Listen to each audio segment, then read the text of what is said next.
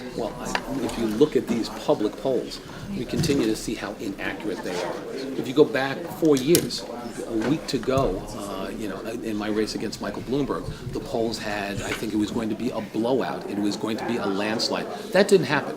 And we continue to see how inaccurate these polls are. So what I say to the people of the city of New York is make sure you come out and vote. Don't let the pollsters, don't let others tell you what the future is going to be. Come out and vote because we've seen how inaccurate those polls are. Did you think Speaker Quinn's issue with de Blasio's bad landlord list was a valid critique? I think it appeared to be valid, and as I said, it is. They're off the list, and then you approach them for contributions. That is a question, and I think I'm not sure that again the public advocate answered that question. There were a number of things he almost refused to answer.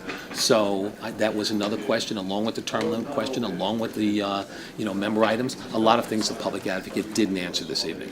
Do you think the polls that went on hurt you because they set expectations in a certain way, and are you worried that that's going to happen again? Not concerned this time, but I think that, in 2009, did it hurt me? Yes, I think it cut turnout. And I think which is why back in 2009, you remember, I urged people to come out and vote. We knew it was close.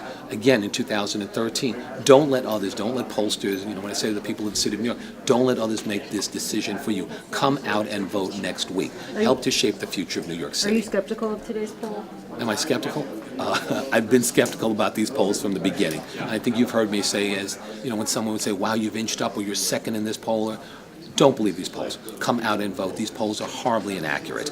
They don't measure things correctly. Come out and vote. Make the decision yourselves. Your campaign sent out something today that said low turnout will work to your advantage. Do you think that's true? At this point, I would love to see everyone come out and vote. I believe that works to my advantage. So I want to see as many people come out and vote next week as are registered. I've always believed that people should exercise the right, exercise what others have fought and died for over the years. Come out and vote. You've complained about the public opinion polls, and in the last mayoral race, you released an internal poll to sort of convince reporters that the race was closer. I was wondering if you were thinking about doing that again this time. I'm not, and the same. That was in the end. You couldn't get a message out in 2009, and I think it was just poll after poll after poll that was so inaccurate.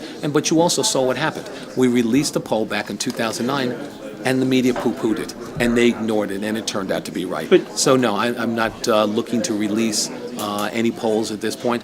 As I said, the best poll will be next Tuesday when people come out and vote. You took issue with the New York Times description of you saying that there was an overreaction to stop and frisk. I'm curious, why did it take you so long? Because that article came out in May. I've said that before. I thought the article itself, if you go back to the premise, it was that the African-American candidate didn't come out and say it should be eliminated. I want to make sure we keep the city safe. I want to make sure we get guns off the streets.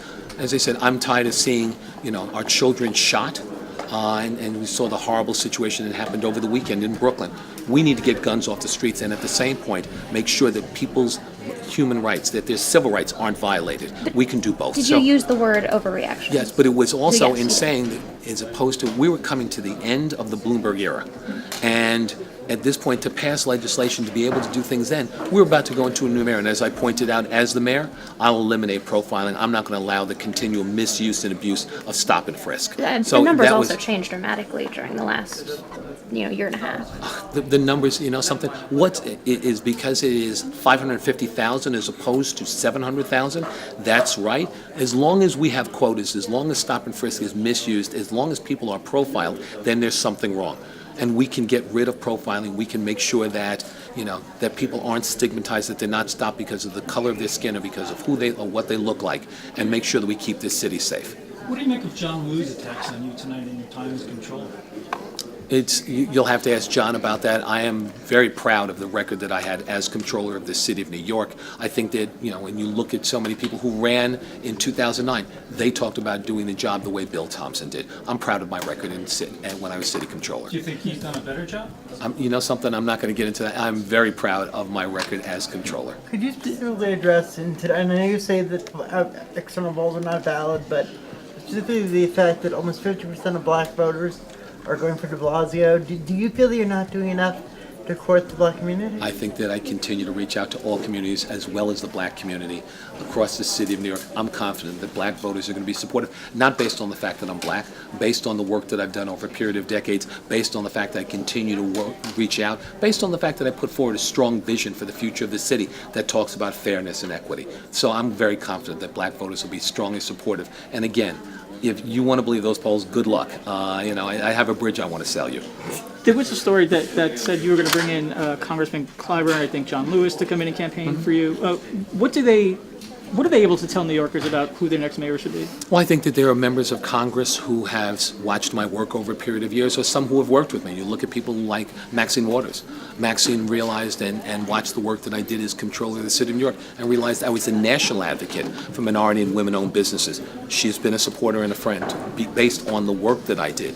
And I know other members of Congress have looked at the work that I did as comptroller in providing access and opportunity to minority and women-owned firms. And it was, something that people talked about around the country. That's how I've known some of the members of Congress, and we'll see in the end who comes in campaigns. But as I said, I'm very proud of the relationship I've developed over the years as people looked at the work that I did. Thanks, guys. Thanks a lot.